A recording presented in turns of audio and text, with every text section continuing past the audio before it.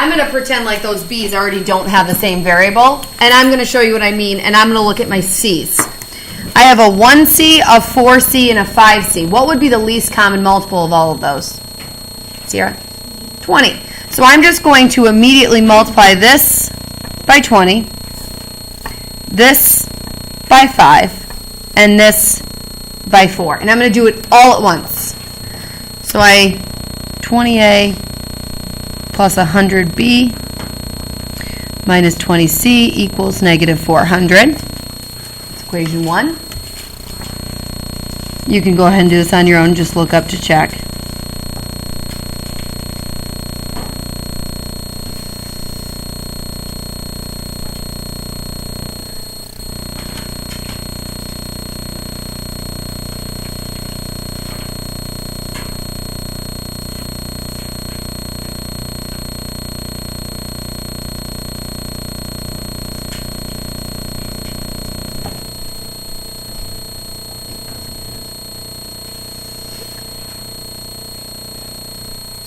So just visually, you can see immediately what those three equations became. And then they're already lined up. So with the first two equations, I have opposite signs. So I'm going to add. And that becomes 40A plus 75B equals negative 305. And then my second two equations, they're already ready. Opposite signs, add here as well.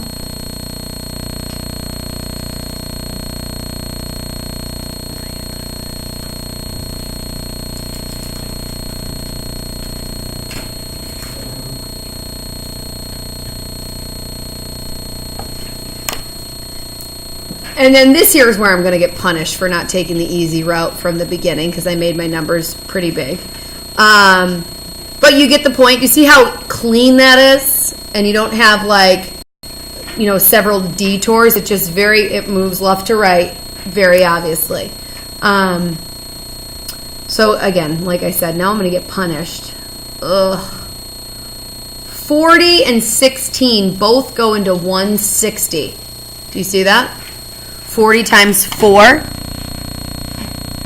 and 16 times, or 80. Yeah. I like it. So that first one times 2 and then times 5. So then that's 80A plus 150B equals negative 610. And 80A minus 135B, you guys have your calculators. And then 5 times 103 is 515. And then same sign on our A's, subtract. So 150 minus negative, so 150 plus 135 is going to be 285B. Negative 610 minus 515. Negative 1125.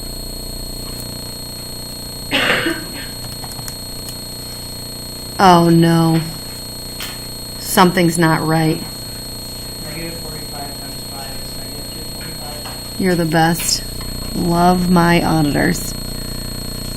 What was I doing in my head? Negative 225. 150 plus 225. 375. Does that make my life easier? Negative 3. Good. Not that your answers can't be decimals, but with good reason you should be suspicious if you get something like that. That's not nice. That's pretty nasty. Not only that, we have multiple choice in front of us and we see that the answers are all whole numbers. So, negative 3. Now it's that domino effect backwards. So I'm going to go back to the previous layer now that I know what B equals 16A minus 45 times negative 3 equals 103. That's a plus 135, so I'm going to subtract 135 from both sides. Am I in trouble? Getting nervous. Nope. Negative 32. A equals negative 2. And then one more layer back to any one of the originals. So I'll do the first one. Negative 2 plus 5 times negative 3 minus C equals negative 20. Add your 17 over. And C equals 3. So which of the following is not contained in the solution? Well, 3 is there, negative 2 is there, negative 3 is there, so 2. That's a lot of work for multiple choice, but we absolutely do see that on the Regents, where you actually have to solve the whole system in order to answer the question. Sometimes they'll say which of the following is the solution. They'll say A equals B equals C equals A, and actually the most efficient method there would be what? If it's a multiple choice, just guessing and checking would actually be more efficient. In a case like that, just know that the A, B, and C that's the right solution has to work in all 3 equations. It can't just work in one of them and then you sell that as the right answer. But lots of times they'll do something weird like this, and you really have no choice but to solve the whole thing, and that's a lot for 2 points. We don't like it as teachers, but it's a reality. So the next question is essentially average rate of change. We don't necessarily have to do that. I think average rate of change, just to review for your assessment tomorrow, average rate of change, just remember, is your y2 minus y1 over x2 minus x1. It's your slope, essentially. You have to keep units attached to it as well. So the y unit here is going to be feet.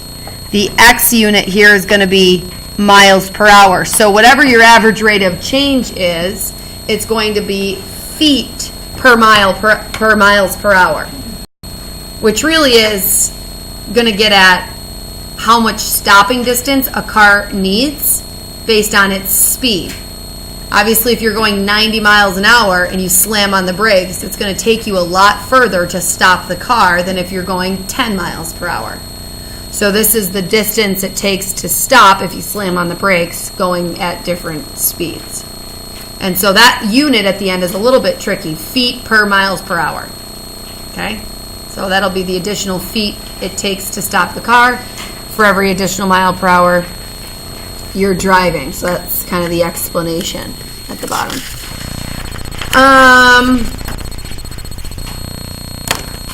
Okay, in number 3, which of the following values of x is a 0 of the expression? What is a 0? Owen?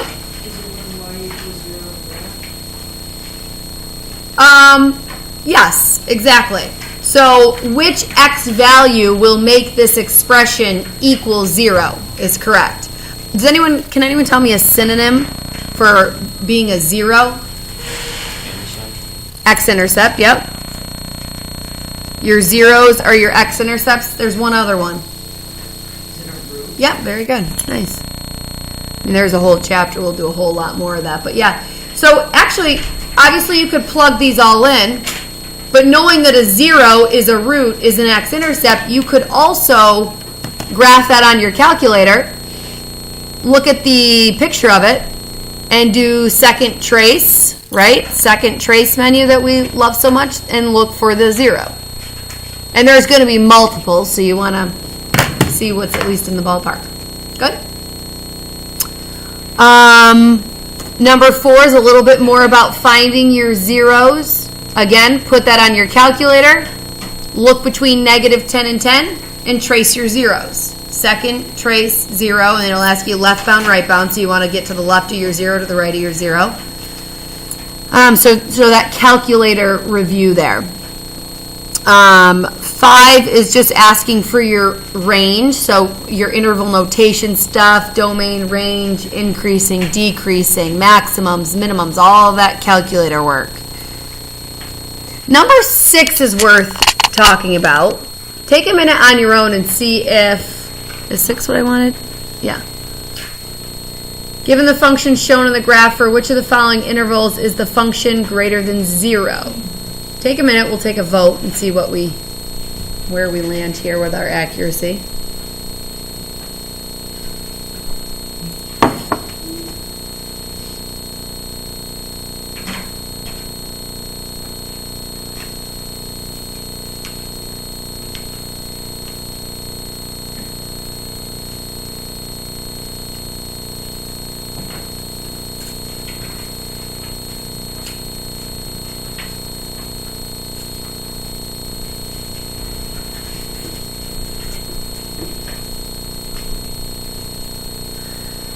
Okay, on the count of 3, I want you to hold up 1, 2, 3, or 4.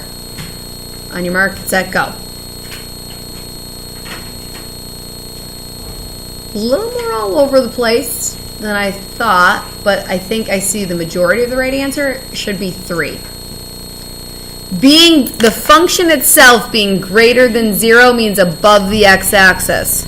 So this whole section here, which is from an x-coordinate of -4 to an x-coordinate of 6, and then the difference between 3 and 4, and I didn't see too many 4s out there, so that was good, but the distance between 3 and 4 was 3 is using parentheses, 4 is using brackets. So are those endpoints actually above 0? No, they are not, which is why we're using parentheses. Where do you think the wrong answer of 0 to 8 comes from? Chloe? The positive slope, or like the positive. Well, I thought that too initially, but if people were going with the positive slope interval, it would be from -5 maybe to 0. And they actually didn't have that as a wrong answer. Is it on the y-axis? Yeah, I think those people were looking at the y-axis from 0 to 8. And we only look at the y-axis when we're doing range. Yes? Or trying to find a maximum value or something. Good, Corey. Okay, 7, more about increasing. Increasing is just a positive slope, so it's that little section here. And again, when you're doing this, do not look at your y-coordinates. We don't care from how low to how high it's increasing. I get that that's kind of the natural thing to see first, but you want what's the x-coordinate from where that starts to ends. 8 gets into piecewise functions. Y-intercept. In short, you find the y-intercept by setting what equal to what? Jack B. How do you find a y-intercept? What's it?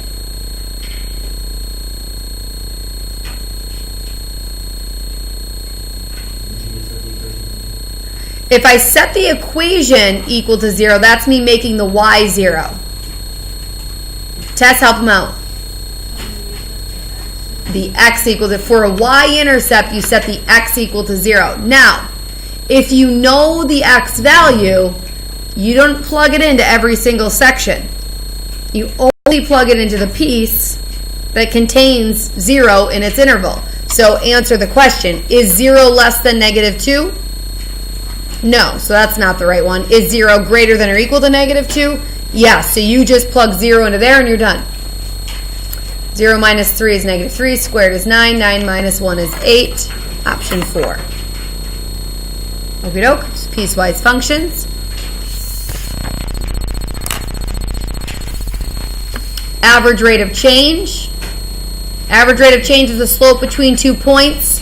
We only have the x-coordinates. So each of those x-coordinates, we have to find its corresponding y-coordinate. Once we find those by plugging those into the function, then we can perform the slope formula. On number 10, just the equation of a line. So you don't have values on your x-axis and y-axis, so more of process of elimination, understanding slope and y-intercept. Is my slope positive or negative? Negative. So 2 is out because that has a slope of 2. And 4 is out because that has a slope of 3/2. And is my y-intercept positive or negative? Positive. So a -4 y-intercept is out. That's option 1. And then lastly, on 11, a single pump is filling a storage container with water at a rate of 60 gallons per minute.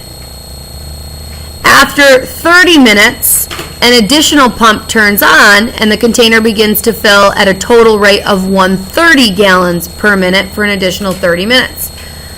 The container already had 1,500 gallons of water when it began. So when it began, we already had 1,500. From there, it's for the first 30 minutes, we're getting 60 gallons per minute. So let me show you a quick calculation here. 60 gallons for every minute for 30 minutes. That's an additional 1,800 on top of the 1,500 that we started with, yes? So 1,800 plus the additional 1,500 means after 30 minutes, this will be up to 3,300. So 30 minutes, 3,300. And there's linear growth there because it's 60 gallons per minute. Now for the next 30 minutes, we're adding 130. So 30 more minutes times 130 gallons per each of those minutes is an additional 3,900 on top of the initial 3,300 that this interval started with, 7,200. So after 60 minutes, we're at 7,200. And there's linear growth there. And then you're going to write a piecewise function for what's going on here. Okay? The first piece is easier. It says for volume V, so V equals brackets, or curly brackets. What's the slope of the first line? How many gallons per minute was that? How many? No. 60 gallons per minute. So 60 as a function of time t. So 60t plus, and the y-intercept's pretty easy, 1,500. And this is along the interval from a t of 0 to a t of 30. Sorry, there you go. And then from 30, not including 30 again, because 30 was already included in our first piece, from 30 to 60, we know the slope is now 130 gallons per minute, and we would have to do a little legwork to go backwards and find out what that y-intercept would be, yes? Okay?